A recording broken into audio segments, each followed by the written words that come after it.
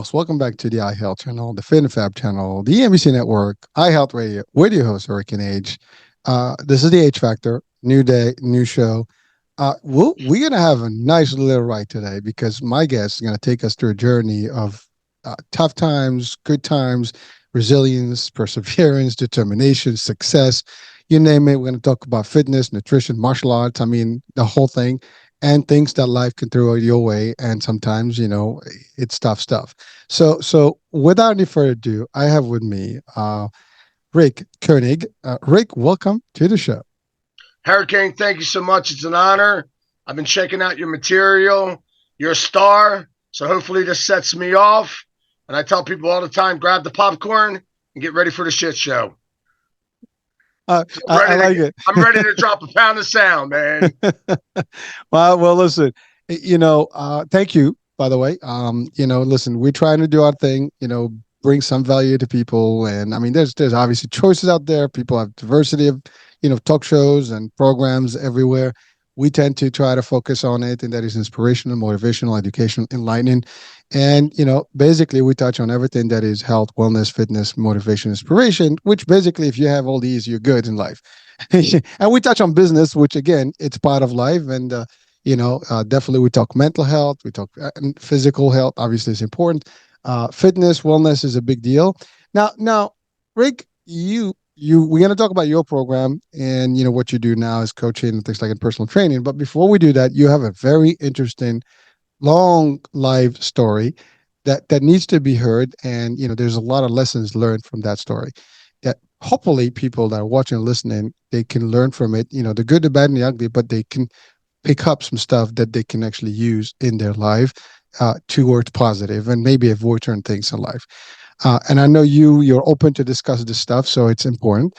Now you are a martial artist, over 50 years, on and off. You've done a lot of different things. You opened your own dojo. You did all that stuff. You've been an MMA fighter. But before all that stuff, you have a story. You're originally from my digs, I think, Jersey, right? Originally from South Philly. Oh, South Philly. Okay, so you know what? You do that. So let's talk about Rick, from early on. Yeah, growing up on a city block in South Philly, we had about 75 homes. 75 homes per block. And, it's a typical city block. So I walk out my front door, I'm hanging out with about 30 or 40 of my best friends.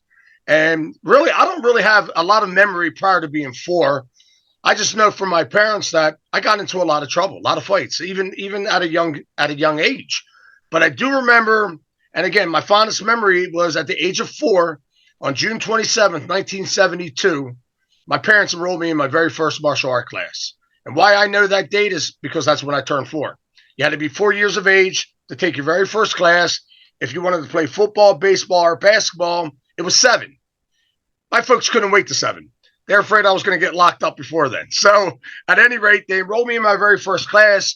And my instructor, my sensei, broke my nose. Broke my nose the very first class. He did intentionally mean to hit me. I don't think he meant to break my nose. And Mike Tyson has a saying, everybody has a plan until they get punched in the face. And then kind of that plan just kind of disappears. Well, that's when I fell in love with martial arts. As odd as that might sound, I knew it was for me. I wouldn't say I enjoyed the feeling. I just knew what it was about. It was the first time that I physically got punched in the face. And I was like, oh, this is an eye-opener. And I came back the following day, and my instructor was just shocked. I remember him saying, kid, you're here. And I'm like, black eyes, swollen face. I'm like, well, we signed up. I'm here. I'm not going anywhere. And now you're going fast forward 51 years later, I'm still somewhat active in martial arts. So that was the beginning of my journey, where I tell everybody, if it wasn't for martial arts, I'd either still be in jail, and I did say still, or I'd be dead. And that's a fact. So Rick, the subject of martial arts is just amazing, because you started at 4, I started at 9, so not too far apart in terms of the age group, but you're right. There is people join martial arts for different reasons, but I think the main reason is it teaches discipline, it gets you organized, it gets you confident, and so on and so forth. And you do appreciate the the irony in fighting, because when you get hit, you would know exactly, like, we have a saying in our, school system, my sons is always saying, the way we train, the way we fight, if somebody hits you, you got to dish it out, you got to pay back, you're going to learn to actually feel those moments, because if you don't get touched, like they say, the back doesn't hit back, right? you know, you Yeah, want to feel that. the more you bleed in school, the less you bleed on the streets. That's right. So yeah, I mean, if you can, that's exactly right. You bleed in the dojo, you're not going to bleed in the street, because you know how to train not to. And it's an important lesson. And for kids specifically, it is a big, place, whether to stabilize your fighting skills and not get you like in trouble, or maybe get you a place where you can just let it out, and you can do it the right way and train with other people and throw them down and get punched and punch and go all that stuff. But there is no ramification to that. I mean, other than, I mean, obviously you don't want to hurt someone, but certainly in training, you get to get all that energy out without having to compensate in the street. And it's a different place. Plus, it teaches you, anyone that's in martial arts would know this. You don't train martial arts to go around looking for fights. I have not met one person that is in martial arts that they have a DNA of the arts that goes on looking for fights. You don't. I mean, it just doesn't happen.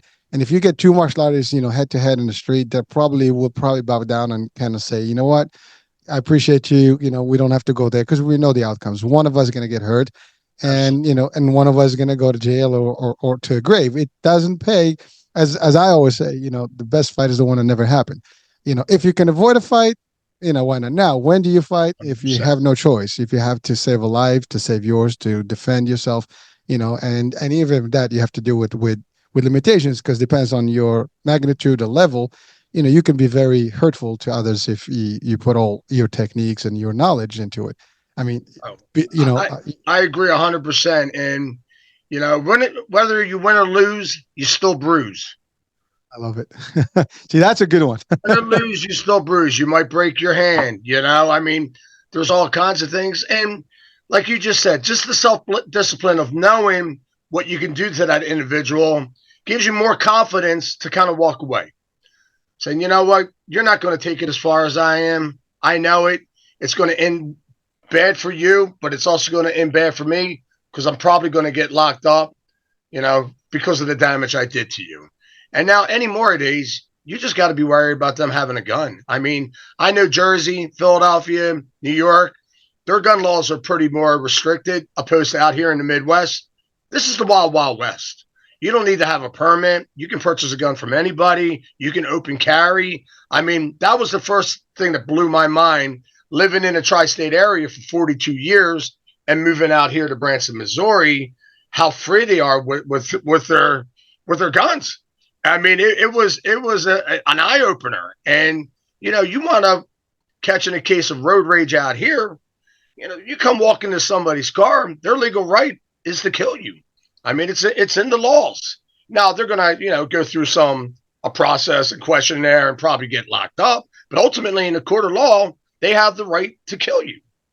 Which I try to tell people all the time, all my buddies back home in Jersey and Philly, be careful of that road rage. I mean, it's something that you don't want to take lightly anymore. And today's society's changed a lot. I mean, we're you're younger than I, but we grew up in the 70s and 80s, and you didn't see as much as that as you see today. And it's pretty scary if you think about it, because I think a lot of these young kids, they don't even think of the consequences before they even do it.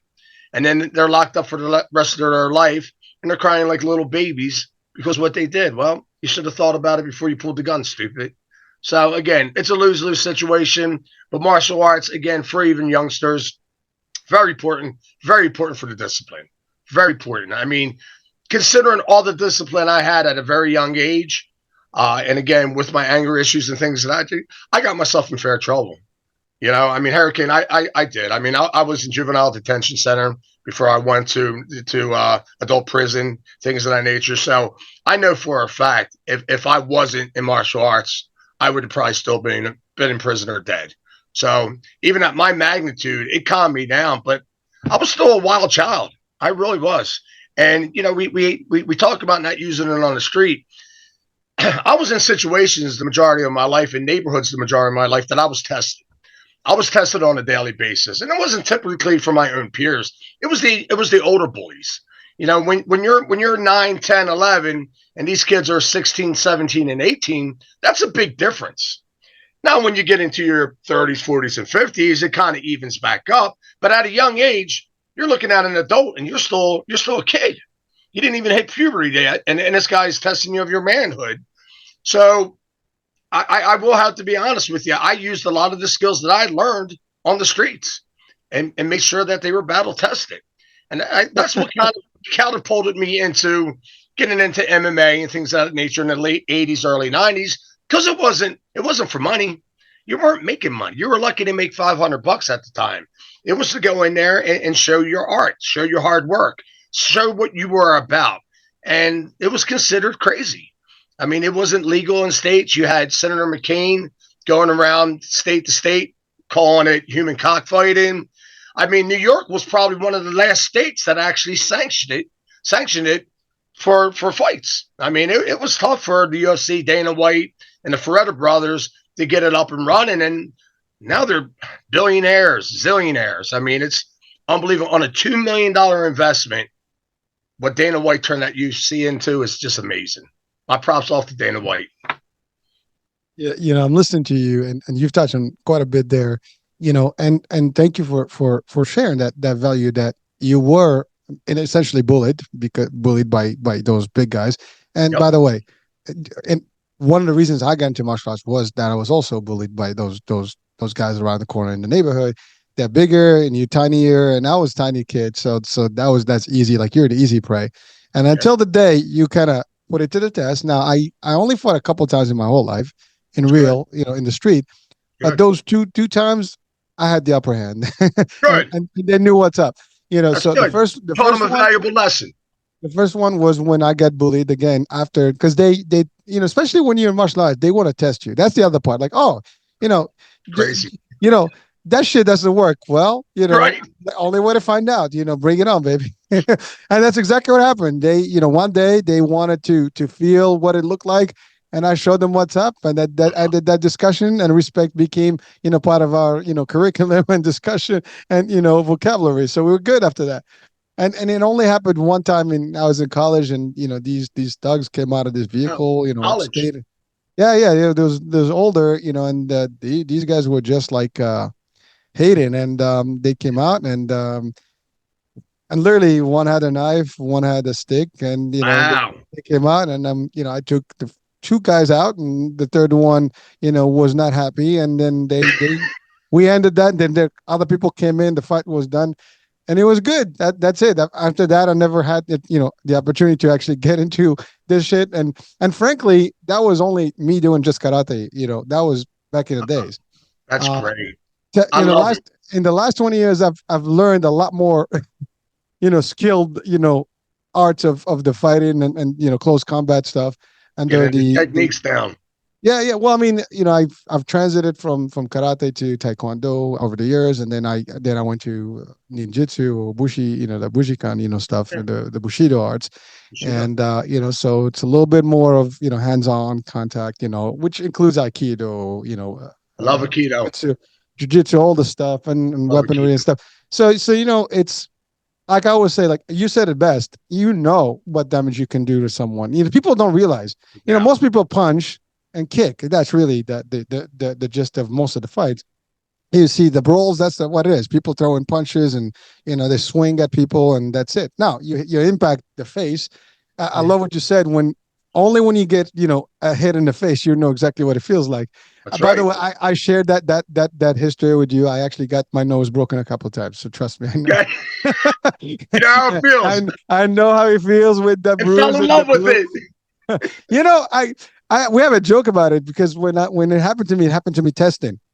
We were actually in an actual test, and in tests you don't give, you just go, Right. and this actually we were sparring with knives, Okay. and there was just a back hit, and it just came to the nose, and I was like, poof. I mean, it's really, it hurt. I mean, Yeah. but in the test you gotta swallow that pride, and you Keep just on take it. going.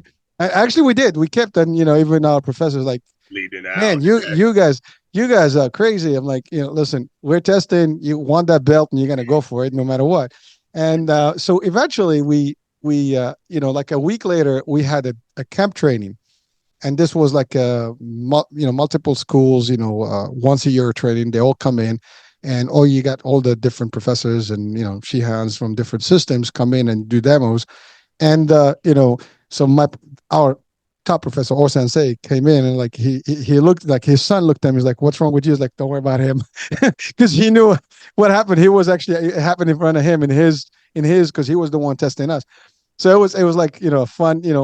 It's a memory that is unique. Most people probably will listen right now, like, you guys are talking about broken noses. Yeah, you would not. You're not gonna feel that. If you're not into the art, you're not gonna know that.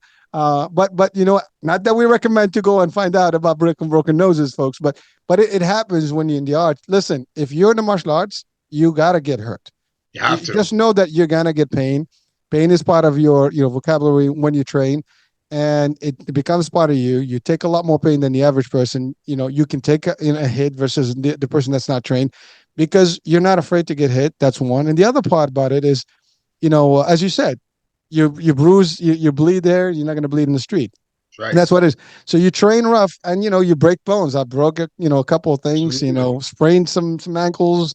Yeah. You get bruised, cut. You got blues. And all over your body when you finish. Now, I mean, especially when we're kicking and punching, and you do using batons and using sticks and stuff like that. Things do Accidents happen. happen. Oh yeah, it happens. Now, of course, Accidents happen. I mean, that's part of it. I used to tell my students all the time, you're going to hurt, bottom line. But when you're injured, you're out. Meaning that if you broke something or things of that nature, hey, you got to nurse it. A lot in jiu-jitsu, Brazilian jiu-jitsu itself. I tell people, if you last 6 months and you're not hurt, there's a problem. If you're not injured, you're going to do something. And I've had 9 knee surgeries, opened up 9 times, total hip replacement, my back, tendons, ligaments, you name it. I just had a big ego. I didn't like to tap. And I tell my students all the time, I said, tapping is taking your medicine. Because when you take medicine, you do what? You get better. So just don't have an ego, tap, and don't snap. I used to snap, and now at the age of 55, I'm feeling those injuries. They're coming back. There's no such thing as a free lunch. If I just didn't have the ego and just did that little tap noise on their body or whatever, I would have saved myself a lot of bad injuries. So no ego. Everybody has an ego. Just try to check the majority at the door. Rick, thank you for that, because that is an important piece. And I am a big tapper. Okay. Here's the thing. You'll last long. I take pain, but here's the thing. I want to be able to do more. If I hurt, I'm just going to stop, and I don't want to do that.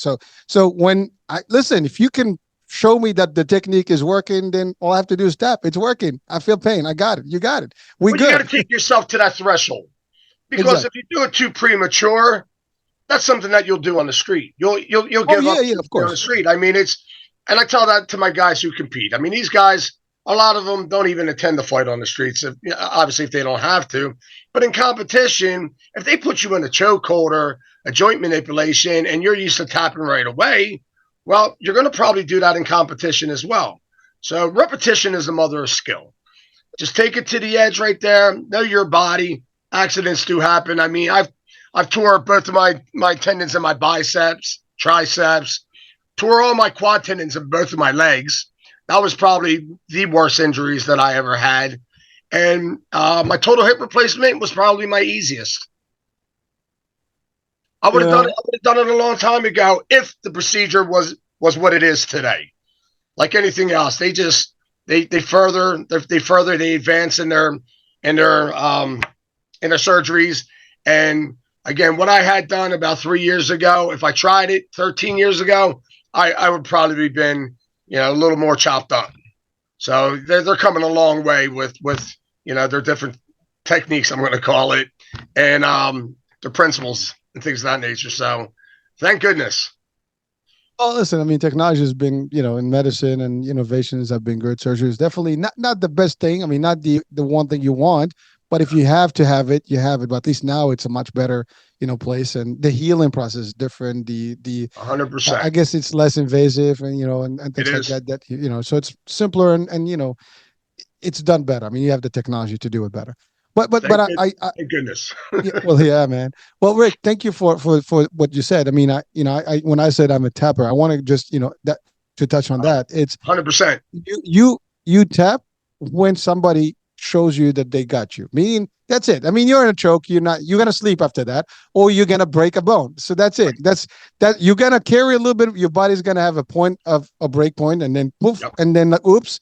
You don't have to go there because here's the thing, and that part of when you advance training, it's very simple. You don't just give up until the person takes the technique away from you. When they take it away, when they got you, they got you. They lock you down. There's no movement anymore. There's nothing else you can do. It's a done deal. It's a wrap. You It's tap. a matter of seconds. Exactly. So now it's like, I don't know, like ego does not have a place in that play in the mat because it's gonna get you hurt, It's and going to or get it's you gonna hurt. get you like expelled. I mean, there are schools that will kick you out if you really you're out of control because Oh, no you're not doubt. gonna be.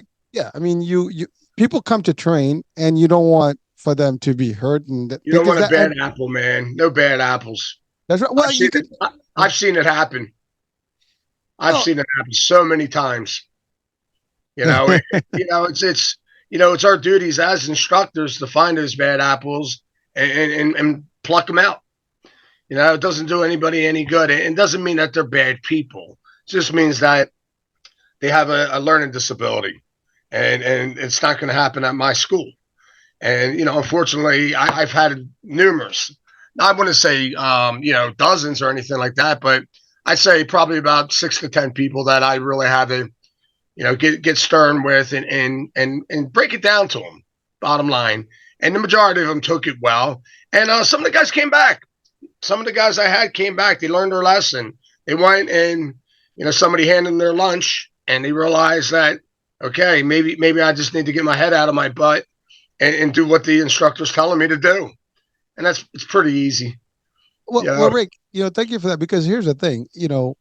Listen, folks, everybody that is good at what they do, they're good at what they do, but there's always someone better.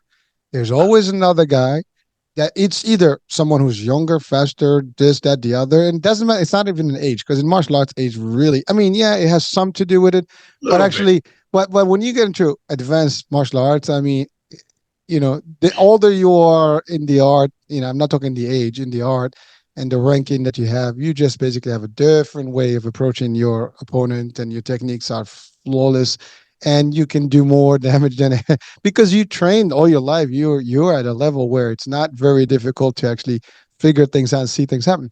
So that's really what happens. And unfortunately, the younger folks, I'm not talking age in the ranking or the lower rank, usually does not have that maturity yet. And so that's what happens. You kind of tend to like you want to challenge everybody.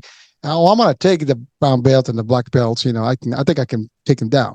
You Sure. know, and you look at the size and you size them up like, oh, I'm 6 foot. This person is 5'8", 5'7". I'm a bigger guy. I think I can still do this. It's not about size. It's not about stuff. When they know what they do, what they Technique. have, they'll take you down. It doesn't matter how big you are. It's not again. These are the arts. That's why it's called arts. There's artistic stuff to it. There's techniques to it. There's a whole body manipulation that goes in. So the arts are just beautiful for those that I admire the martial arts, all of them. And as a matter of fact, on my the Fit and Fab Facebook page, I throw in all kind of different arts: judo, aikido, BJJ, karate, Why not? all like sword stuff. You name it, we put it there because I love all of them. And you know what? You pick from everybody, and It's an that's art. the beauty of it. Yeah, it's It's an it's art. it's like I'd when you rather do love that art, than you love build clay. I'd rather do that than paint. I mean, people don't realize that's why it's called martial arts. It is an art, and it's a beautiful art. It really is. And being so diverse as you are, you're just getting to see all the beauty of each individual one, which is amazing. Because a lot of people just get pig-headed and they believe their art's the best art, and no, it's not. They're all beneficial, and the more you know, that's just more tools in your arsenal. Bottom line, you got different tools that you can reach for that you can use. That if you just stick to one in particular, you're stuck with that. And I'll give you an example. Nothing against Brazilian Jiu Jitsu because I'm a second degree black belt, which in my point of time used to take about 20 to 25 years on up. Now guys are getting ranked a little quicker because you have the internet, YouTube. It's more accessible and it's Americanized. You're not getting held back by a lot of Brazilians that used to do it. Somebody, again, they made a lot of money. They just like how the Asians came over here with karate. Until Bruce Lee actually, publicized it, they got upset about that. Well, it's the same thing with jiu-jitsu. However, you know, the reason why I got involved with Brazilian jiu-jitsu is because of the MMA, one-on-one. Now, you find yourself on the ground on the streets at Walmart. I tell people all the time, get back on your feet. Do not do any of your. I mean, if you have to get out of a certain, maybe if they have you mounted or things of that nature, yes, use your technique. But by all means necessary, get back on your feet. You don't know if their buddy's coming around the corner or their friend or whomever with a stick in their hand, a bat, and 2-on-1, 3-on-1, and you're on the ground. Typically, you're going to lose. At least you have a fighting chance when you're on your feet. So I was always a strong believer in the stand up. Again, I love Brazilian Jiu Jitsu, but let's just keep it real. When you're outnumbered, standing up, it's tough, let alone being on the ground. Well, Rick, I love what you said there because, yeah, I mean, first of all, hats off to the BJJ guys. I mean, they master the ground. Let's call it for what it is. You're on the floor, you'll be done. I mean, if they catch you down there, I mean, we train grappling in our art, so we train similar techniques. Basically the same techniques as BJJ, and but we're nowhere. That's not our focus in terms of the training. I mean, so because we do all kind of different things. But we know how to handle ourselves on the ground, things like that, chokes, the arm blocks, the leg, locks and all those things, and the arm bars and things. But when you get someone who's dedicated to the floor, I mean, they take you down, and that's when they do the work. They're gonna be better than you no matter what. I mean, that's what that is 100% their game. Now, you're right, and when we stand in, like for us, for example, it's not so much the fight and stuff; it's taking down people. Basically, you get in, it's close quarters, you got to take them down, and then you lock them somehow. They got to be finished, right? Okay. And but that's all there is. Now, if you don't do it right, and now you're in a fighting position there, now whoever is better, at the mat is going to do better, right? Or whoever is faster in the kicks, they probably can get you. Professor used to be very pissed when someone, if he says, "I want you to take somebody down," and you try to get them down, and obviously then they're not going to just let you do it. They fight you back, and you're not able to take them down. And now you're in a fight. He used to gets banana. I mean, he really, goes nuts because, dude, I didn't ask you to spar. I asked you to take them down. So right. you take the technique and you practice your technique, unless they're on the ground, on their feet. Yeah, that's it. So you got to be a good partner.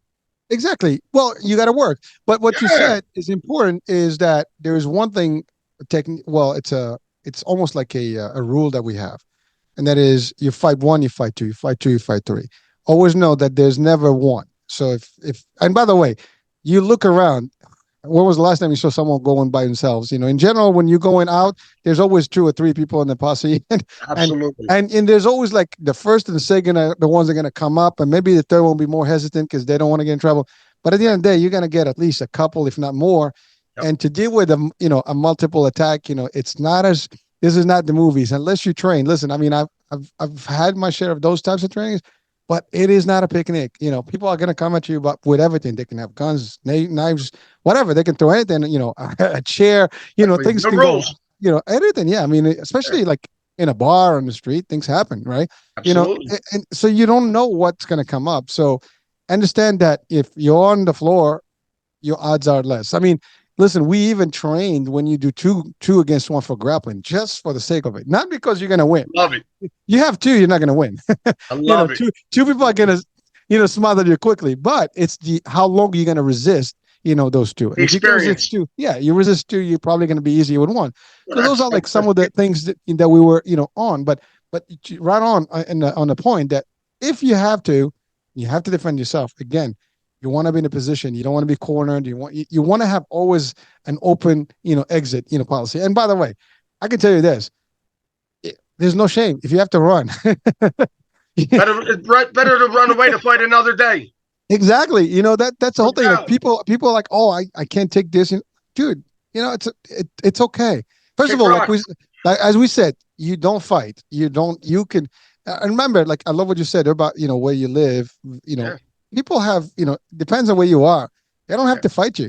Oh no, they can just pull a gun and it's they're 25 quick. cents and you're out. They're quick to do it. Yeah, You know, and they're very quick. They're very it, sharp with their gun techniques. well, and again, for any reason, if they are frightened, again, like I said with road rage, you jump out of a car and they see this big monster coming out to their car, they're gonna resist. They're gonna do something because again, they could be scared for their life, and all they know is that they're trying to save it. That's So right. you Again, gotta be careful. You gotta be aware and prepared at all times, especially in today's times, because there's just a lot of chaos going on out there, and you never know if you catch that person on the wrong day, the wrong the thing, hour.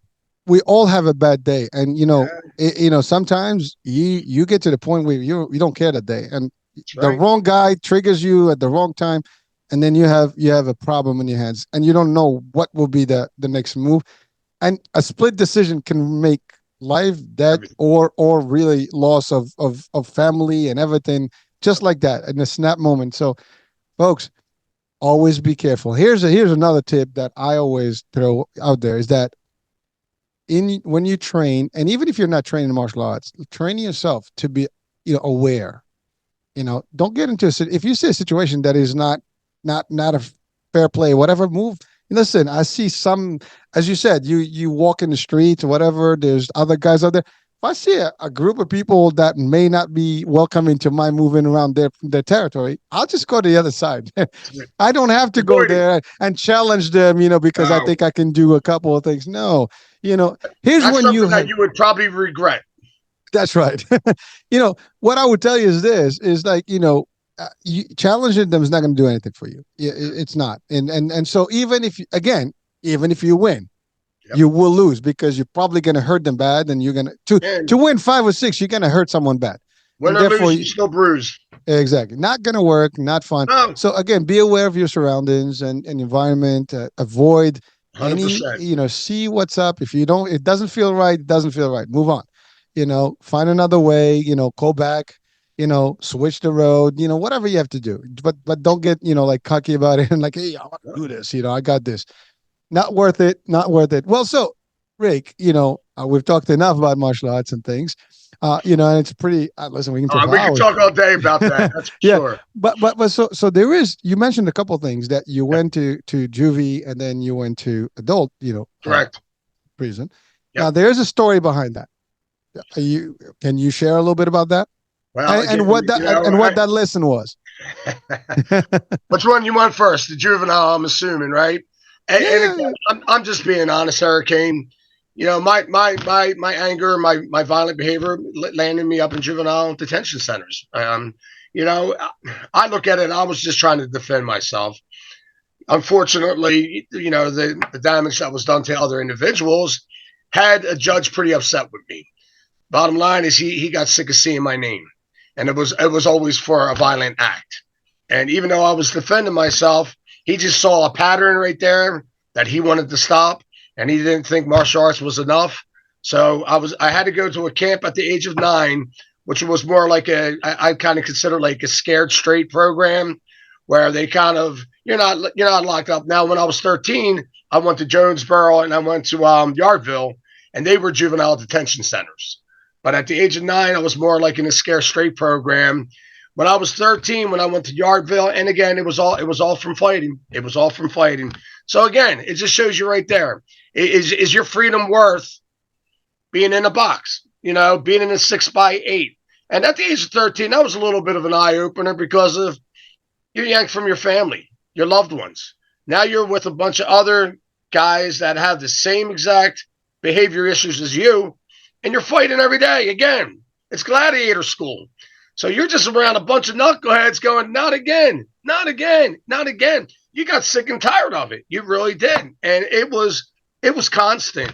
So I believe, after my stretch there, that was an eye opener for me.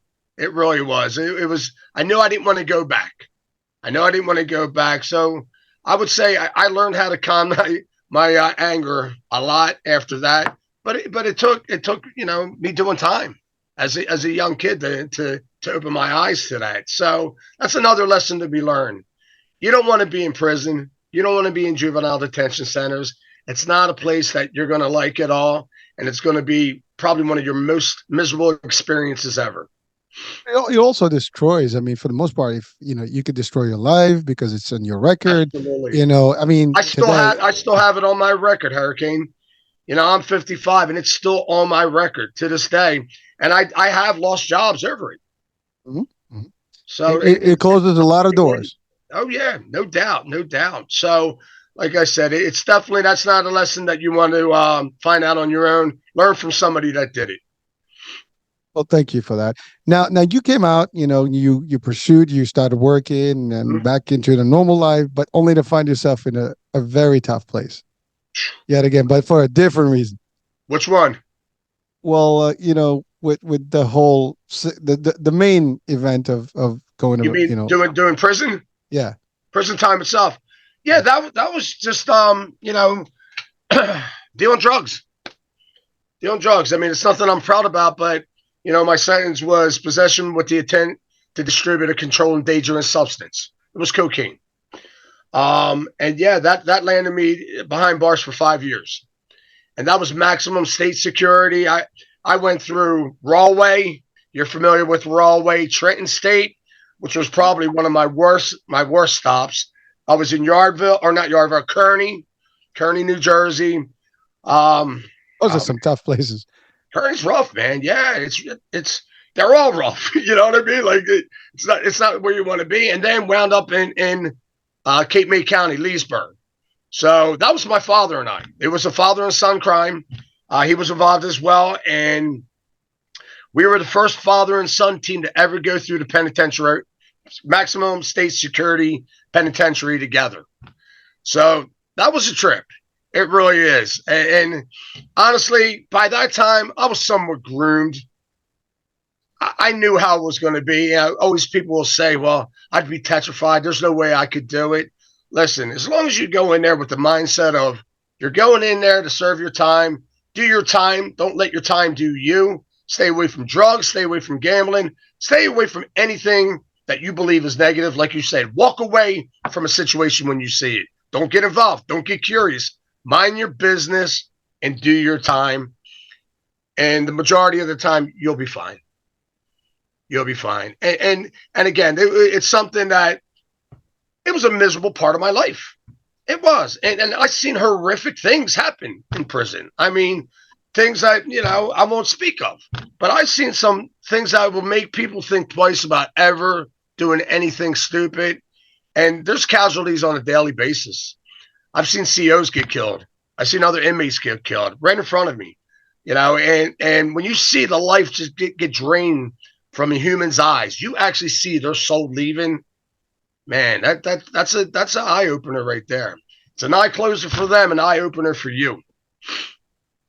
Well. So thank you for sharing that. And the reason we're talking about this specifically, folks, is that as you said best, is why go through the experience when you can avoid it altogether. It's not worth anything. It is not a fun experience. And you said it. Once you're in it, you got to deal with it and you have to cope with it. But it's not something that you can just erase. It's in your mind, as you said. These visuals, I guarantee you, as you were describing whatever that you saw, you had the full picture in True. front of your eyes right now Oh as you were yeah, talking about it. You can see that moment over and over in 100%. your mind. That is trauma on its own, and it's something that simply can be avoided. I mean, again, mistakes happen. In the first event that you had the position, Yeah, that actually again that so folks again, this is everybody can actually be sometimes caught into these little things. Don't I don't want people, because people can judge. Folks, Rick is talking because he's been through this, and certainly he doesn't want people to go through this. His absolutely mistakes not. And should again, I be. don't condone any of my actions at all. It's something that I got tied up into that could have been avoided, but at that point in time, I was young. I was 21 years old, 22, and I was stupid. But I'll give you an example. And I tell people all the time, if they want to watch a good movie out there, watch Shot Caller. Shot Caller. It's probably the closest that you're going to get to actually seeing actual prison itself and the behavior of inmates and things of that nature. It's a great movie, But that just comes from a guy. He was a CEO of a company, and he had one too many drinks. It was enough, and the guy ran a stop sign, hit his car, killed his buddy in the back. But since he was under the influence, they got him for involuntary manslaughter. And then when he got into prison, he had to do work, meaning that he had to get involved with another a group in there that basically told him, if you do not do this to this individual, it's going to get done to you. So he took something that was going to last maybe 8, 9 months in state prison into 15 years. And that stuff is real. I mean, it is real as it's going to get. And again, it's one of those deals. I mean, all depending on the institution or the prison you're at, certain facilities are going to make you do work, and it's not going to be fun work. And a lot of times they're uncomfortable telling you what needs to be done. But again, if you don't do it, it gets done to you. I mean, again, it's just a different. It's a world on its own, and It it's got is. its own rules. Yep. And I mean, I mean, I would describe it as, like you said. I mean, these are all. If you think you're bad, these are all people that just think the same. They're just badass, right? And so Well, so we, we, you we said it too, Hurricane. I don't care how tough you are. Because you'd see guys come in, oh, I know MMA, I know jiu-jitsu. Well, I know 7 of my homies are going to just come on you, and you're not going to win. And I've seen it happen to the baddest guys that try to resist. They get DP'd, 2 or 3 times, man. They don't want any more, man. They start to cooperate a little bit. So, you can avoid all that hassle and just not go to prison. listen. Again, this is exactly what we're doing here. Is like first, I mean, there's a good positive story beyond all this. I'm Is sure. Rick's coming back and taking care of business, but these are lessons to be learned. And by the way, for anyone around the world, it's probably the same or worse in other parts. Just know that. So any correctional facility in the world is probably going to be a tough place for anyone, Uh, and especially if you're not cut out for it. I mean, as you said, a CEO that you're a nice little softy. I yep. mean, I'm not. And by the way, it's not putting down the CEO in No, it's a terms, fact. but you're not a street thug. Someone who actually is born and raised in a tough neighborhood and can't handle themselves. That's just not how it is. Now, Yep. we're not judging. People can be CEOs coming from Absolutely, and be any tough. difficult Yeah. neighborhoods. That's not what we're saying here. It's just that No, you when you hear a CEO, you probably visualize someone who has been well educated, and a different level in terms of lifestyle. And then here you're being thrown into the Shark Tank. You're basically Nemo in the Shark Tank. Not going to be cool. that's 100% correct. I mean, they're just groomed a different way, and there's nothing wrong with that.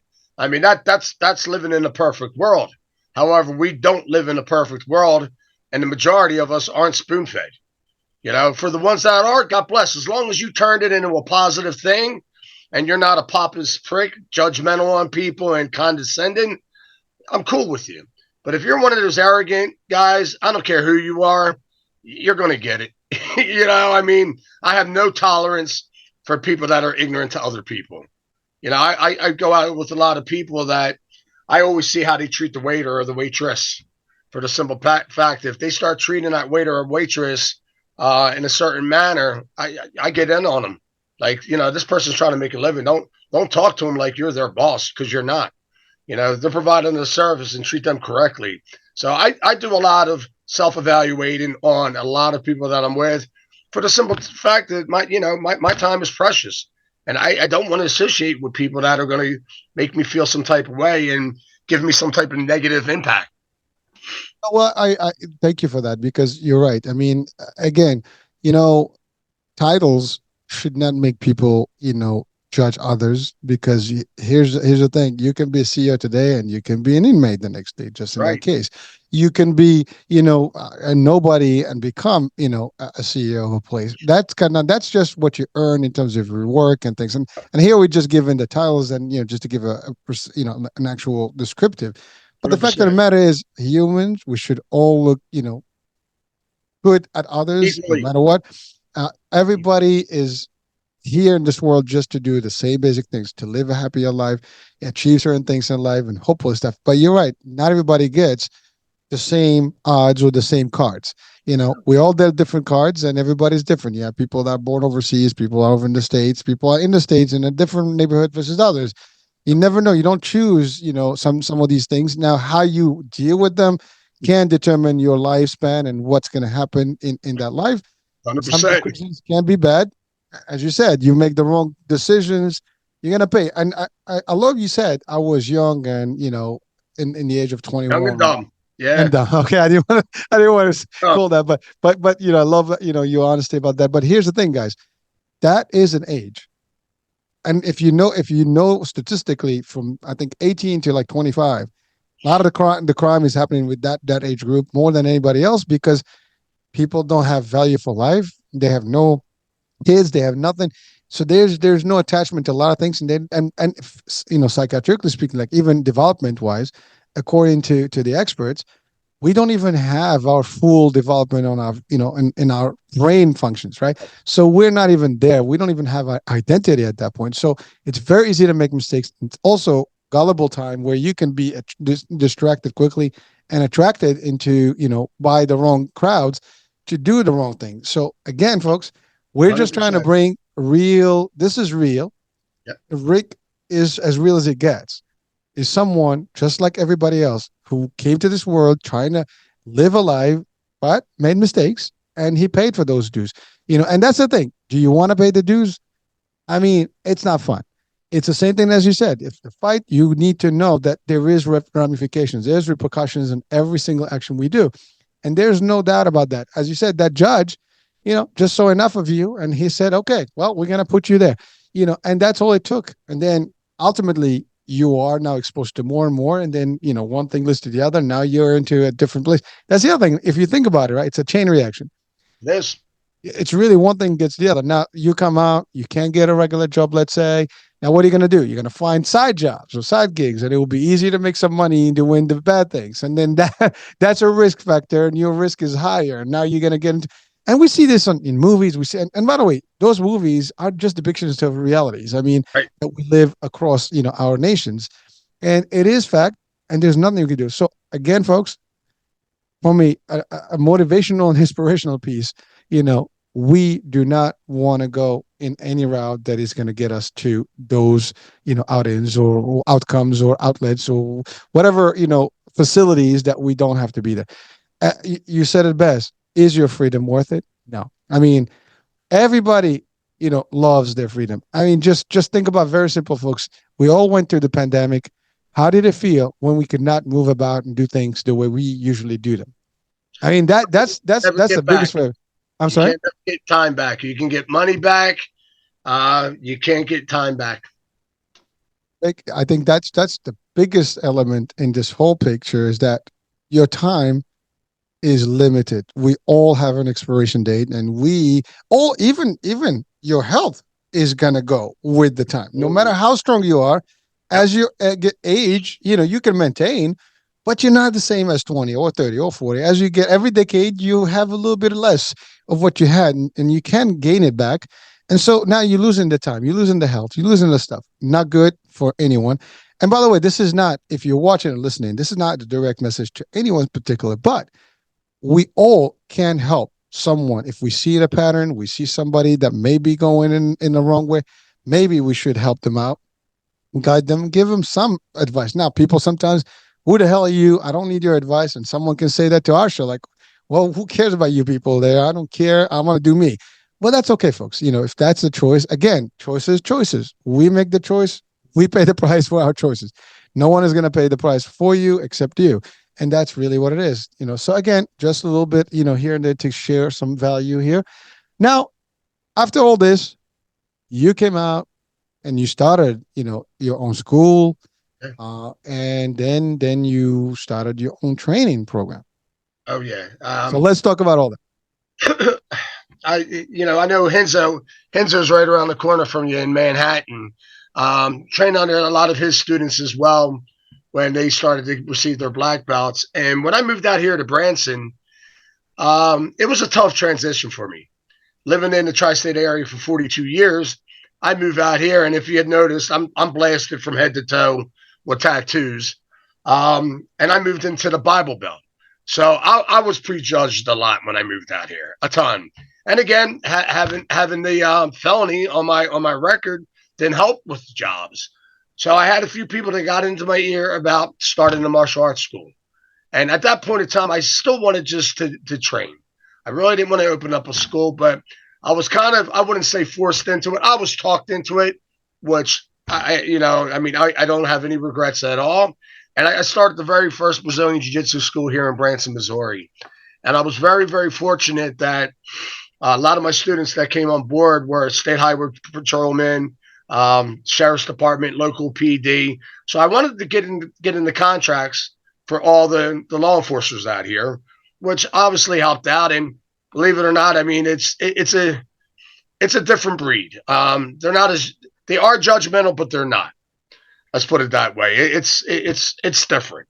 I got along with them really well. They became some of my best friends. Back in Jersey and Philly, forget it. You're not. You know what I mean? It's a whole different set of rules, man. Like you're a felon, yeah, yeah. Well, you stay on that side, we stay on this side. Good You're guy, an bad guy. Indian, you're a cowboy, right? But I started, I started to create a living out here. So I started to open up school, started to train, and I did well, But I always found a pattern through all my years. Within every 5 to 7 years, you're going to get a group that gets together, and somebody's ranked to a purple belt or brown belt. They think they can do it better than you. So, and I'm usually on the money on who it is. I, had a bet with my financial investor with me, and I had an individual that tried to do this when I was getting my hip replaced. They figured this is a great time. He might not even come back from it. Okay, I came back stronger, and I had a boycott. So I had to split, and I lost a lot of my instructors. So I bounced back from that and was doing well. But like I was telling you before Hurricane, I started to lose the passion. And I will tell everybody, every time I step onto this mat, I have to earn that black belt that I'm wearing. Bottom line, it's a daily operation. For any reason, I do not, misrepresent it. I don't take it for granted. It is something that I have to earn every time I walk onto the mats. And when I started to lose the passion, and I'm looking at my clock, wondering is it almost time to stop teaching, that's when I knew it was time to bow off the mats. And that was probably about 9 months ago. However, I always stayed involved in personal training. I've been a personal trainer now for 37 years. So it's always been my anchor. I love the weights. I get something out of that one-on-one training that I cannot get anywhere else, where I had that solitude and it's just me and the iron, me and the weights. And again, it's that body connection, the body muscle connection right there. And I started that up. I started my online business where I train people all over the country, and it took off. I mean, it took off when COVID hit. When COVID hit and everybody was locked down, people weren't going to the gyms. They didn't know where to train. So I came up with a system, and like I said, it's been taken off. It has. So I've been very fortunate. I've been blessed. Here at my school, I got 10,000 square feet. I have about 25 clients that I train on a weekly basis, which is one-on-one. I'm an invite-only gym. So again, if you're not invited, you're not allowed here. And I love it because we were talking about that one bad apple can spoil the whole bunch. I can't have that because we're a group community and we hold each other accountable every day. I actually do something that I learned in prison. It's roll call, where you wake up every morning and you shout out. Well, I throw morning texts out every morning at 2:30 or 3 a.m. That's the time I wake up Monday through Sunday. I do not take a day off. It's part of my non-negotiable task. Every morning I'm waking up at 2:30 a.m. I kind of get my mind right. I do my push-ups, I pray, and I throw out roll call. So now all of my clients are responsible to, when they receive that, to say up. And everybody's on their phone, Hurricane. I don't care what they tell you. Oh, I'm taking a break from Facebook. I'm taking a break from Instagram. No, they're not. They're on their phone scrolling through it. They just put the blocks on it. So everybody can at least say up. And I track them. So if I see a pattern where every morning at 3:30 or 4 a.m., because I start my classes at 5 a.m., if Monday through Friday you're up at 4:30, and then I see on Saturday and Sunday you're hitting me at 11 a.m., 12 noon, 1 p.m., you're going to get a phone call. Or I might even show up to your house and ask what's going on. Were you out partying, playing grab ass with your buddies? Are you having marital issues? Significant other issues? Are you having problems with your kids? Are you depressed? Do you have anxiety? I get to the core principles of your problem, and we come up with a solution. Ooh, wow. I well, first of all, so there's a few things that you've touched on. One is after all the ordeals in life came up, you moved up to a whole different area, started a whole new life, and Right. that in itself, folks, is something that as I stated when I opened up the show, is that there's some resilience, there's perseverance, determination, and there's also hope here because life is going to throw all kind of nonsense to us. Oh, and by the way, there is no one that is immune to this. uh, we all have different things that happen to us in life. And Absolutely. but here's the thing: no matter what, there is a way to restart. There's always a good way to start. There's always a way. And if one location is not good for you, you move to another location. In this case, you moved out of state. You found a whole new home. You build a Yeah. whole new family and a whole new community. And that's the thing. Sometimes we are so caught into one area or one element, and we just feel that we are trapped. We're not trapped. No one is. You can move from one country to the other. You can move from one state to the other, from one city to the other. You can find a whole new home. You can do whatever you want. I mean, again, freedom, right? That's the beauty of it. We have the ability, and it doesn't cost a lot to get, to the moving. Now, obviously, to start a business stuff, you find a way. You find a partner, someone to actually bring in, the capital to do stuff. But you have the skills. Someone, there's always a way, folks. But do not lose hope, no matter what. You never give up because as long as you breathe, there is a chance to do better. And by the way, Rick, I've had quite a few discussions with many people that have made the difference in many lives today, despite their early days in Absolutely. life. Because a lot of us, we listen. We always hear this story about like, do you have any regrets? Would you have any regrets? Would you change something if you were to go back in time? I can tell you, I think the formula there is not that you have regrets. We did what we did, and you know what? We did it based on the circumstances we had then. However, if we can go back and change a couple of things because we know better, Yeah. I think everybody would do that. It's not Absolutely. like you regret what you did. 100%. Now you can regret the bad thing if you did it, but the fact of the matter is like we can go back and maybe take off. Like, listen, if I shouldn't, like as you said, if you did not have to do those years there, you could have avoided them. Now, you can't go back in time, but someone else can learn that lesson. But if we ever had the opportunity to go back in time, there's so many things that each and every one of us can actually change. We made mistakes. And by the way, they're not failures, they're learning experiences. But Correct. now that we learned the tricks, we can just bypass all that, and just go straight to the good stuff. But that's the thing. But here's the thing, folks. The lesson learned is that we can do better. And yes, you can change your life for better. And there's always, and again, even as you've moved and changed and got successful, all they had to do is get one little hip surgery, which can happen to anyone, and they given to accidents to happen.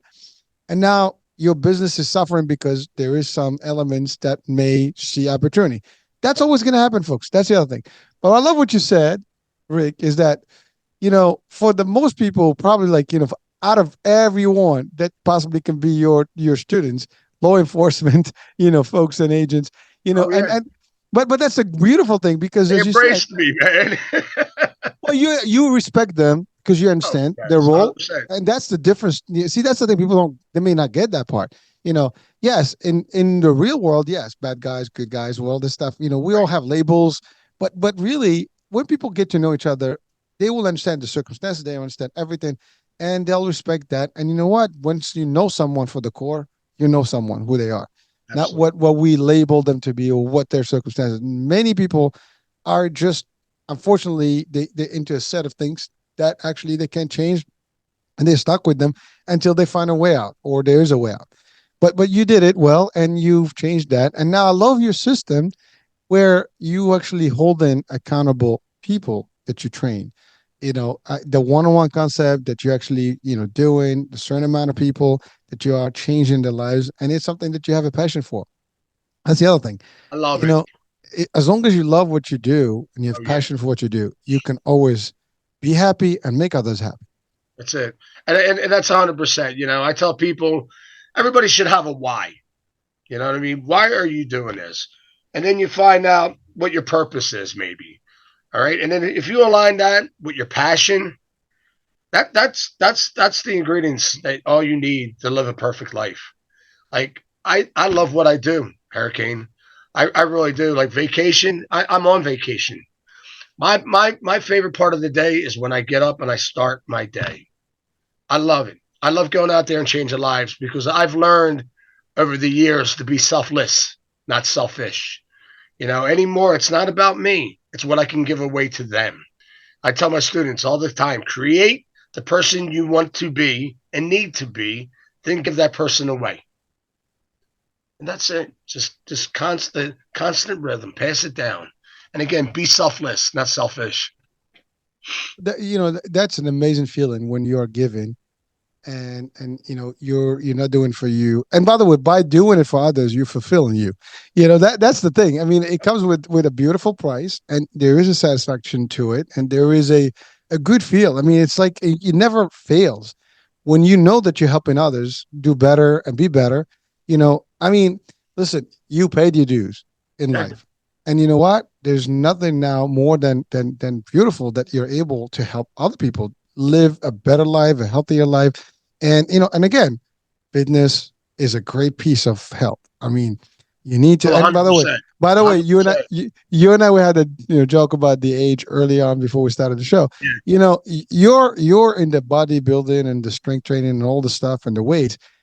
That's building mass and muscle. And you know what? That's actually help. That helps aging less, than the non, weight and working and things like that. It's a 100%. very important piece for our audiences that are listening. You know, weight training. You do your cardio, you build your cardio. That's needed because you want to keep the stuff going. But certainly you want to keep that muscle mass, and you cannot do it without weight training or resistance training. And so you do that. And by the way, you got a nice little picture of yours, that's going to come on the show, Okay. the one, Yeah, nice, yeah, that's yeah. a nicely ripped, shot there. But that's In what it my is. I mean, 50s. and that's the other thing. See, people don't realize, Yeah. folks, yeah, your 50s are not the 40s or the 30s. Your body is not the same. No. You're going to build, it takes a lot more, it's not the same. No It one, is. by the way, we I shouldn't was in the judge each best other. shape ever when I turned 50. The best shape of my life, I was 50 years of age. Yeah, I mean, it just shows you right there. Again, we were talking about mindset. Mindset is everything. If your mind is not right, you will not be right. The people that you involve yourself with will not be right. The majority of the things you do in your life will not be right until you're right. And I preach it all the time. I mean, that's my first program that I put people on is mindset and macros. I got to get their head right first, and I put them on a clean diet. So I get them on a macro-based diet with their mind right. Then we go on to the next level. Because if your mind's not right, nothing will be right. So let's talk about that. Yeah. The format. So you got a personal, a person to train. Yep. What does that look like in terms of program? I get it. You get them going. There is some accountability. But so you've just touched on the macro and the mindset concept. So let's talk about how that looks like. What is a, I guess, a normal time frame where someone starts the program and where they can start seeing some results. I tell people to give me at least 3 months. I mean, they're going to see something within a month, but then that's not just when they're starting to pick up the momentum. They really are. All depending again, if they're in my mindset in macro program, they can take that on for as long as they need it. Because again, if their head is messed up, they're going to be messed up. But once they graduate that, and a lot of people just jump right into the training as well, where we do the group community. But what I do, Hurricane, is I give them non-negotiable tasks that they have to complete through the day. And one of them is getting up early. Now they don't have to be a madman like me and get up at 2:30 a.m. every day, but I would like to see them get up at least by 5, and then we work off of that. If you can set it back 15 minutes a little earlier, and then a couple of weeks later set it back 15 minutes, because my theory on life is when it comes to working out, the majority of the population, if they do not get it done in the morning, they're going to find something in their life that takes away from them doing it in the afternoon. If they're married, if they have kids, if they have other obligations, something will pop up throughout your daily events that might take you away from working out. So if you get it done first thing in the morning, it's out of the way.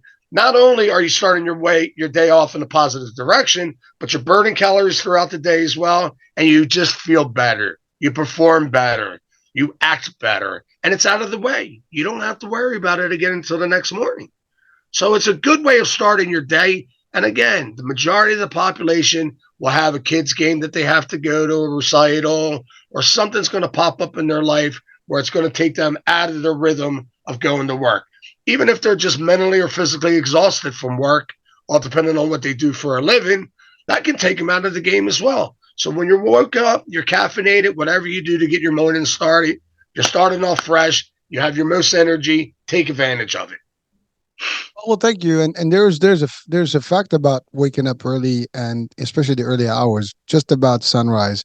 There's some red light, in the air. There's some energy in the air. There's a lot of talks about, getting those first rays of the sun, and grounding yourself and all the stuff. Yep, And you know what? I love it. Your day will be better. It is. And by the way, even religiously, people wake up to pray in all denominations. I mean, And that's the a good time. Arcadian clock. Yeah, they say Yeah, 3:40, between 3:40 and 4 o'clock is you get your most clarity. there you go. So it is powerful, and I mean, listen, it is tough. I'm not saying it's easy, but especially because our work, schedules are aligned differently, and we have to. Sometimes you're not independent where you can control your day. You have to work in somebody else's schedule, and then you come back and you're exhausted, and you. But then again, it's just habit, right? You instead of sleeping at midnight, you sleep at 9 or 10. And basically you get your sleep, beauty sleeping on the same hours that you need for the day. So there's ways to do these things, but it's just an important piece, as you said. It's every single thing, nutrients and food. What do you say to that, Nick? Rick, is there any Food, food, like, is there any? that's 75% of your of everything. I mean, really, I mean, what you ingest is who you are. So you put junk in your food, you're going to be running off of junk. I mean, you're not going to sustain. You cannot outwork a poor diet. Bottom line. That's why I'm so firm. I tell people all the time, just through my mindset and macro program, even if you throw in some calisthenics, within 3 months I can have you looking like a bodybuilder, shredded abs, the whole 9 yards. I cannot do it the reverse way. Get somebody in the gym working out, and they train like a beast, do everything I'm telling them, but they have a poor diet. You're going to see results, but you see more results when you actually zero in, you dial in on your macros, your diet, and you get that right. And it's not hard. All you're doing is you're counting your calories, your fat, your carbs, and your proteins. I mean, if you can't do that, you don't deserve to be behind the wheel of a car. You know what I mean? It's not rocket science, but it is somewhat science. And I tell people I perfected the majority of my life to it. So I break it down to its simplest form. I have a level, and then I start them off on a second level. And then all depending on their activity, how well they're actually performing and participating, I have a third level as well. There you have it. I I mean, brought before they walked.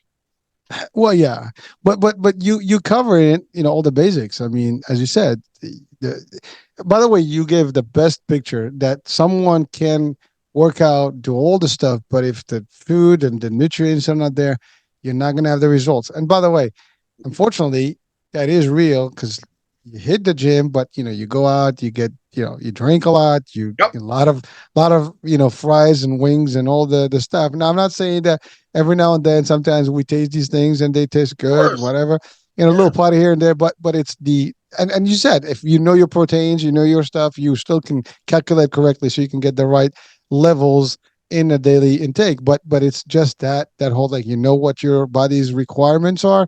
You know how much protein you need for the day.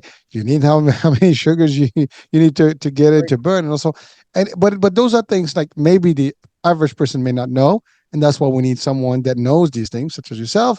You train people, you have a system in place, they join, and by the way, again, you said something powerful about the 3 months. I mean, you cannot see results. Yes, you can see some changes, sorry. but a good transformation doesn't happen overnight. It No, does just that, like everything else, right? It takes everything good takes time. that's So right. so Hard work. hard work, Hard and work and and time. and you got to give it the time and just dedication. Now, All 100%. right. People try to look for instant gratification right away, and they think there's some magic pill, potion, or powder that's going to do it. No, it's consistency, determination, discipline, hard work, and time, and that will get you the results. That's quite a bit. That's quite a bit. But really, that's what it takes. I mean, it doesn't matter who is listening, where we are. Those are the elements of the basic things that we need to be able to get results and maintain results. And that's the other thing. This is not something that you do and you drop. Like uh, this is a long life relationship with your body and yourself and your mindset. And those changes have to happen. And you have to have commitment, and it's really you know uh, long and what do you call it? Enduring stuff. It's not going to be Yeah, like, okay, I'm going to try it. And by the way, that's exactly what we have. We hear the yo-yo diets. We hear all these little things. People yep, get in, get out, these gyms, they do the different programs. I want to do this transformation program for 3, 6 months, whatever. But then you drop, you drop. there's, and that's the hardest part about this. It's not, it's a marathon, as they say, not a sprint. Not a sprint. You gotta keep it up for the rest of your life. And it's Well, not easy. Hurricane, if you look at it this way, the definition of diet is a habitual way of eating. Okay, so none of those Atkins, any of those keto diets, they're not long lasting. And if you just sit down and you grab a pen and a piece of paper and you figure out, okay, I'm going to have this amount of calories, let's just say 2,000 calories a day. And I'm going to have 200 grams of protein, I'm going to have 200 grams of carbs, and I'm going to have less than 50 grams of fat. And you just work off of that every day and you just start writing down your food. Now you're acknowledging it. It's becoming real. It's on paper. And you track it and you start readjusting it as needed. Now, if you have additional leftover calories and you want a piece of cake, you want a candy bar, you want a milkshake, and it fits into your macros, you can have it. So again, it's just training your mind and your body to do the right things. And if you veer off and still journal it down.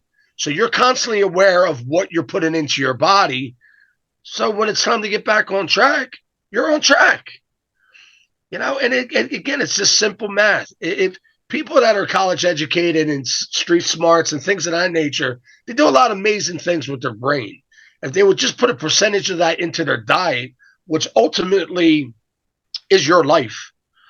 You're looking at your life. I tell people, you tell me that you would, die for your family, but why don't you try to live for them and get down with the food first? Because what you're putting in your body is who you are. You hear the expression all the time. If you pulled up with a Lamborghini or Ferrari, you're not just going to put regular gas into it. No, you're going to put high octane into it. Why? Because it's a Ferrari, it's a Lamborghini. Well, consider your body that. That is one of the greatest gifts of God. That God is the greatest gift that your creator, whomever, gave you was your body. Take care of that. That's the highest form of gratitude is taking care of your temple. Why wouldn't Well, you? it's amazing that you're saying this. It is technically common sense, but it's not common sense. It's For not. many of us, we do It's make that not. mistake, and because we have so much. Again, there's influence. There is marketing out there. There's products. There is excitement. Yep. We socialize, and it kind of comes with a price. And usually, the price is we eat a lot, we party a lot, we drink a lot, and all that. Like one of the main simple things, for example, drinking alcohol, right? I mean, listen, people drink, but some alcohol is different than not. I mean, for example, beer is very common, right? And Yep. beer has a lot of calories, a lot of sugars, and things like that, and so it causes a lot of problems. You know, It does. and that's extra sugar that you might not even need. Like again, snacking, we have those habits of snacking, and Yep. people just kind of put in all the non-needed stuff in the body. As you said, it's like, as you said, the best thing is you throw in the wrong gas in that vehicle, and you're not going to get better. But unfortunately, these are real and they're happening, and we have we have diseases, illnesses that are really coming from these poor choices and behaviors.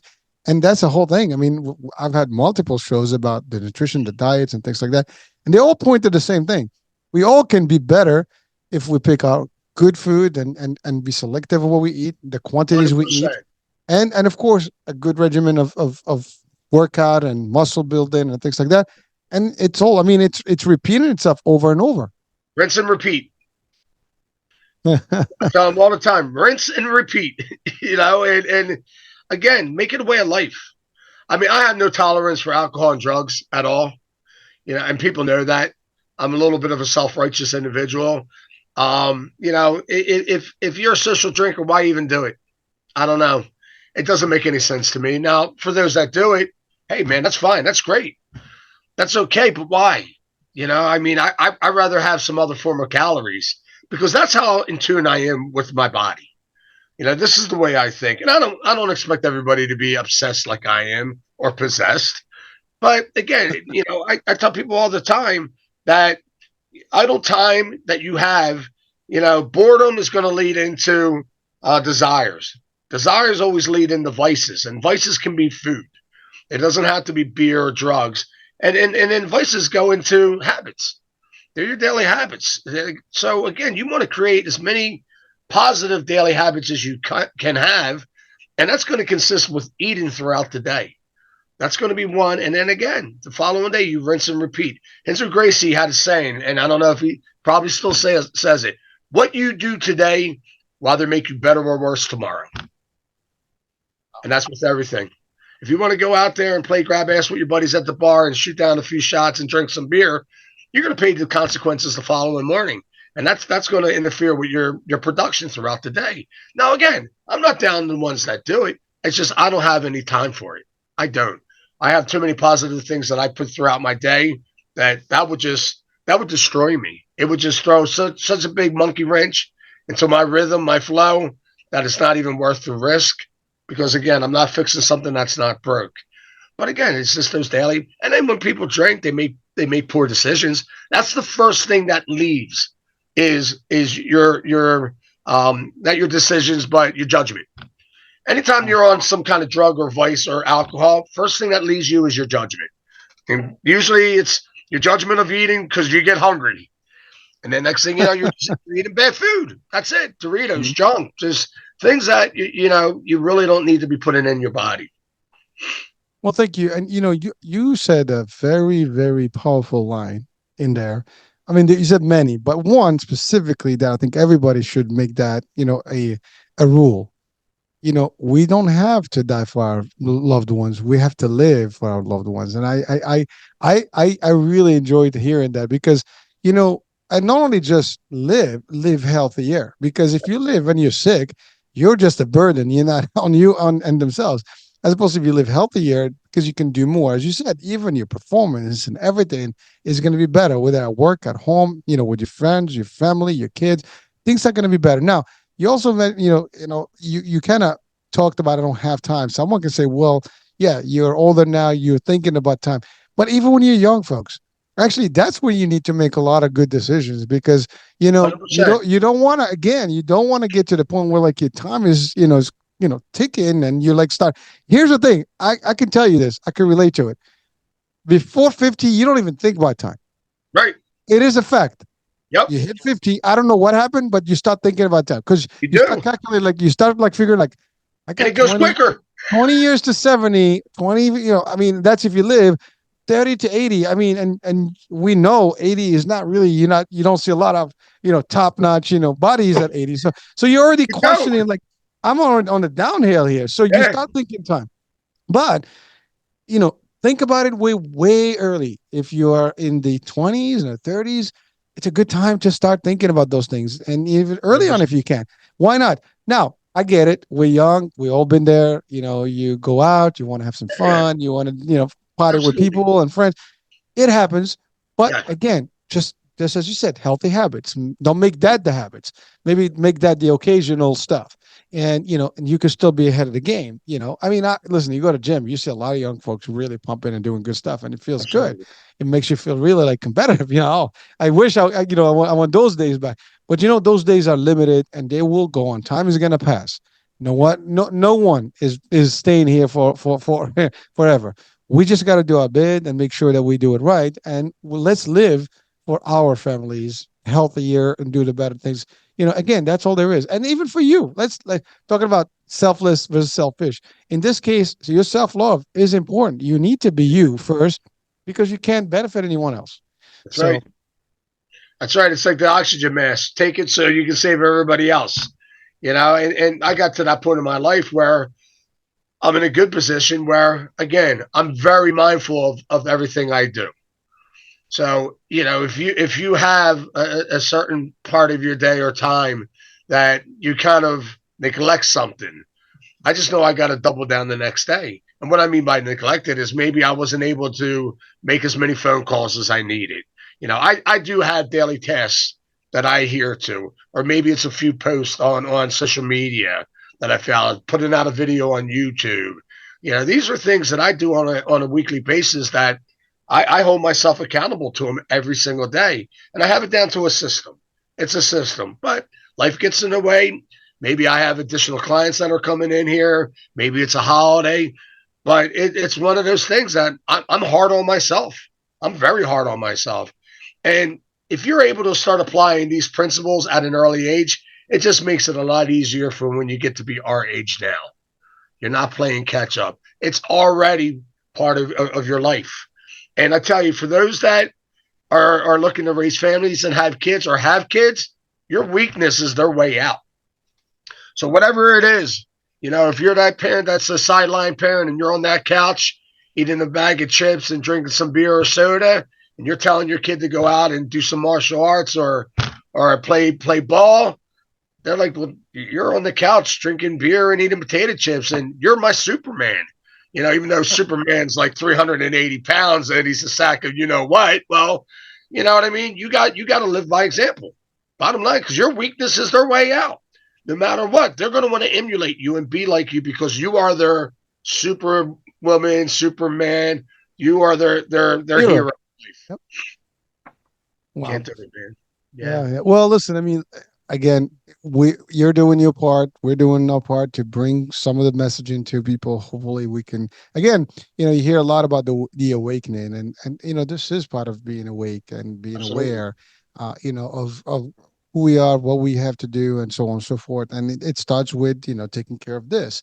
And this means you can take care better for your close ones and being, as you said, that role model for them and the hero that they should expect. Now, of course, folks, we don't force anything on anyone. Someone says, I'm happy in my skin. I don't care. I want to live this way. By the way, that's a choice. But I understand that choice comes with prices.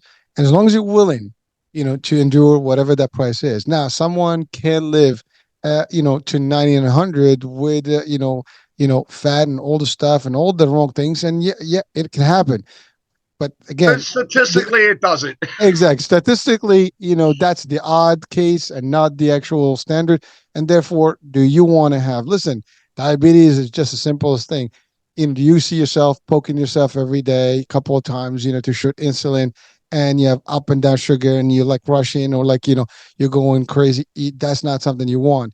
Trust me, I am dreading that because I do have diabetes in the family and I look at everything because I don't want to get to that point where I have to do that. So it is, I'm talking about my personal experience here, but folks, everybody, you got to do what's right by you, whatever that is. We're not judging you. We're not actually forcing this message onto you, but you know what? Listen, it is available. These are things that can help you do better, be better. And that's all there is. So Rick, how can people join your program? And I mean, obviously you do it nationally, or internationally for that matter. How can they reach out to you and join your program if they wanted to? They can go onto my landing page, Hurricane, and that's www.strengthcertified. It's strength-certified with an S. So again, guys, I spell certified with an S, not a C. CertifiedwithaNS.com. www.strength-certified.com. And it's not a typo, right? It's not a typo.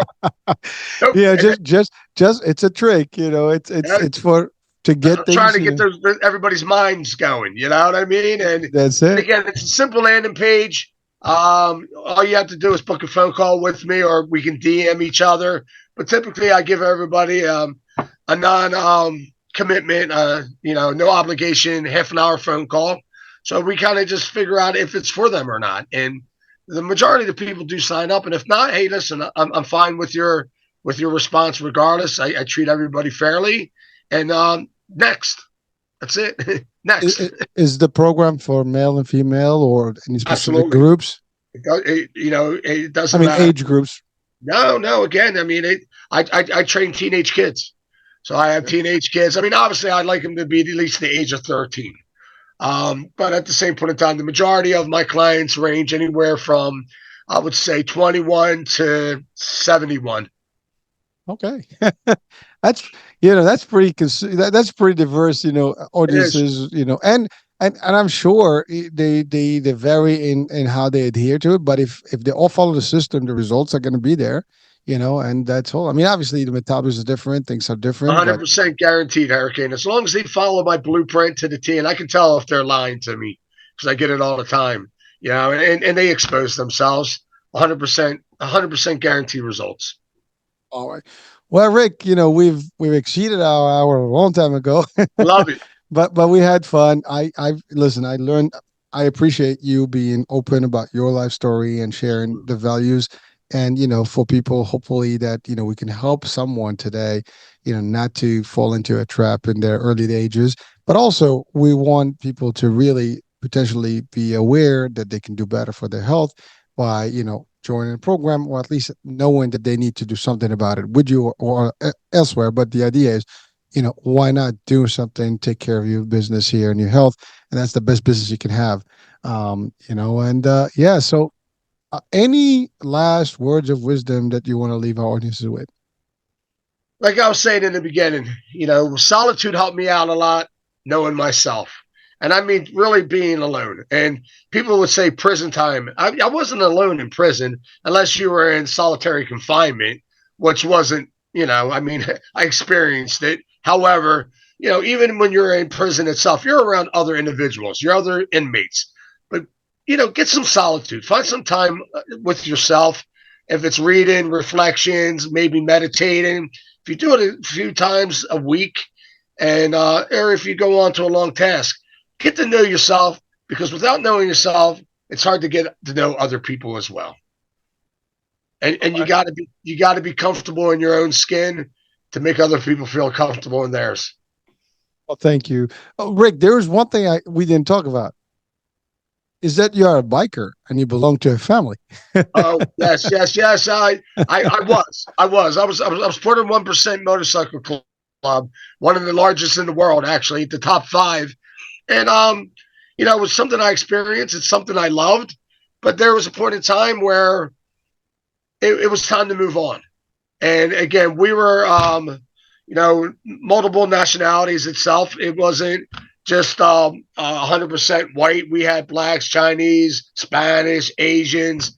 So again, with that, I think Sons of Anarchy kind of messed it up for a lot of the MCs. That's the motorcycle clubs out there.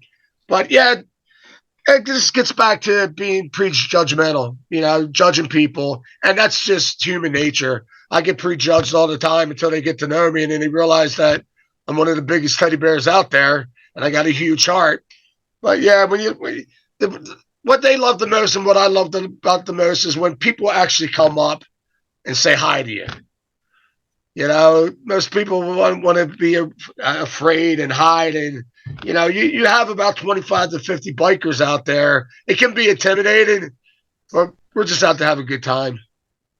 All right. Well, listen. I mean, it's a fact. That's a cool fact about you that we didn't talk about it, and Yeah. because Yeah. that's an interesting piece of life. I mean, when you're part of the community and you guys have Yeah. these, I mean, you see that like you see some of these outings, on the road. Sometimes you got like 100 bikers going through, and Oh, you go to like Daytona. I think there's a huge huge. yeah gathering every year there. I mean, it's Every like year. and just the bikes are just beautiful machines. They I are. mean, gorgeous Man. stuff. I I still mean, ride. I still ride. I didn't have enough time to dedicate to the club. My time right now is just so involved in what I'm doing for the community, my community, that again, I had to be that's one way I had to be somewhat selfish to my group because of again, it just needed more of my time and that's what I chose to do. I don't think it's selfish. I think it's just that you are responsible and accountable to them. So, Absolutely. I Yep. mean, if you really, care for your group, you're gonna have to dedicate yourself to them, and and there's nothing wrong with that. I mean, you're A doing hundred the right thing. percent. Yeah, and I get a lot of my old guys that I used to ride with that train with me now too. So, like I said, it's I still have the brotherhood. They're still family. I just don't ride as much with them. Well, listen, why not, right? But the thing about you can ride anywhere, right? It's just Oh, of course. nationally, and so Yeah, they. no doubt, no doubt. It's fun. Anybody who ever thinking about getting on a motorcycle, it's good. It's good therapy. We call it wind therapy, and there's a lot of truth to that. I don't know in your neck of the woods though, Hurricane. Yeah, you got a lot of crazy drivers out here. It's wide open here, country. So you get the free ride. The roads.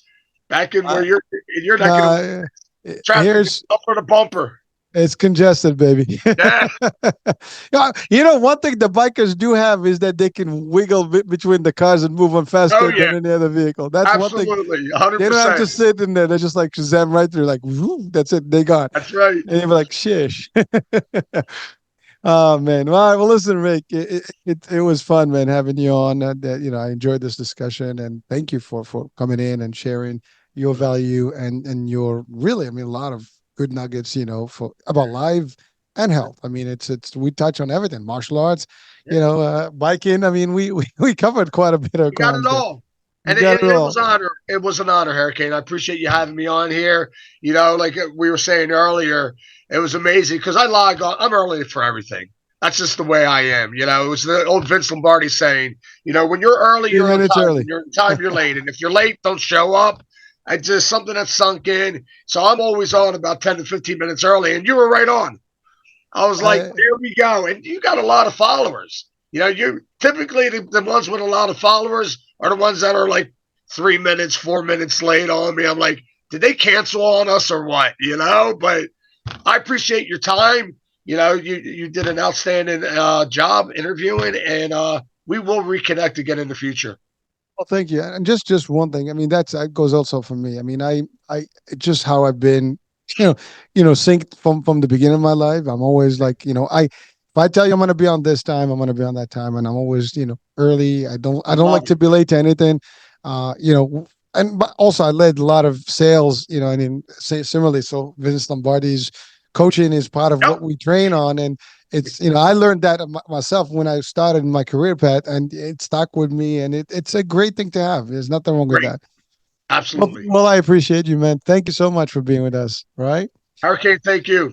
my Peace. pleasure. Peace. All right, folks, that's it. This is the end of our show today. Hope you enjoyed our discussion, and you got a couple of things here for life that you can, either for yourselves or share with others. And yeah, spread the word out there, folks. And let's educate and enlighten others. And that's about it. I'm Hurricane H. We'll be talking soon. New day, new show, new topic. Bye for now.